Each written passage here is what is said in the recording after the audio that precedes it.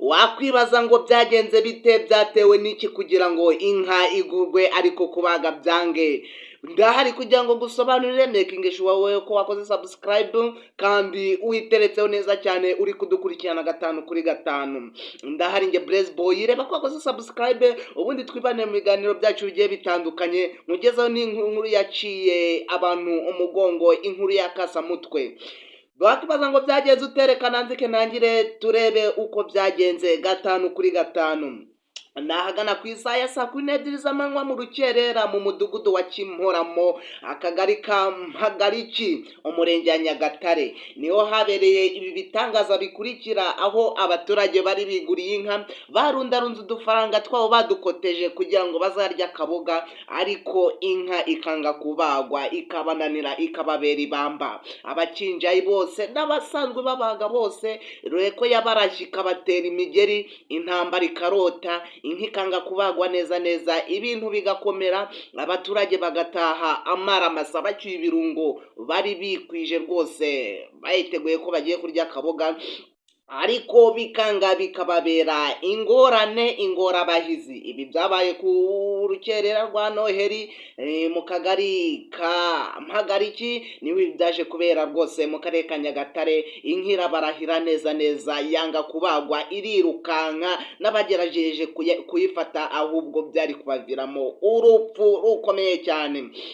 Twegeye umuturage wo muri uwo murenge wa Nyagatare muri iyo satre, agira icyo atubwira. Ni umuturage witwa Tuyisenge Anne Marie, yatubwiye ko iyo nka yagerageje kwica abantu benshi ikirukanka, ariko turahombye rwose, dore ko twari twiteguye kandi nta handi hantu twabona akaboga. Ibi ni ibintu bitubabaje kandi rwose ntibibaho. Iyi nka ati ishobora kuba ifite amagini. Abaturage bose nabo bunze mu ijambo rya Tuyisenge Anne Marie bavuga ati rwose twari twiteguye, twikwije, twaguze za tayari na za sante, ibitunguru rwose biraho, tuzi ko tugiye gukaranga akaboga, ariko bibaye ibibazo byanze rwose. Muturebere uko twabigenza, gusa Noheri tugiye kuyirya nabi kabisa. Ati ahubwo iyi nka ahantu twayiguze banza bafite n'amashitani cyangwa amagini bayishyize mu kugira tutaza kuyibaga. Abaturage bakomeje biyamira, inka irirukanka. Iby'iyi nka nabyo turaza kumenya amarengero yabyo, turaza no kuyisura turebe aho iri, tuyibereke neza, turebe ubuzima ibayeho, dore ko iyi nkuru yabaye akasamutwe muri rubanda.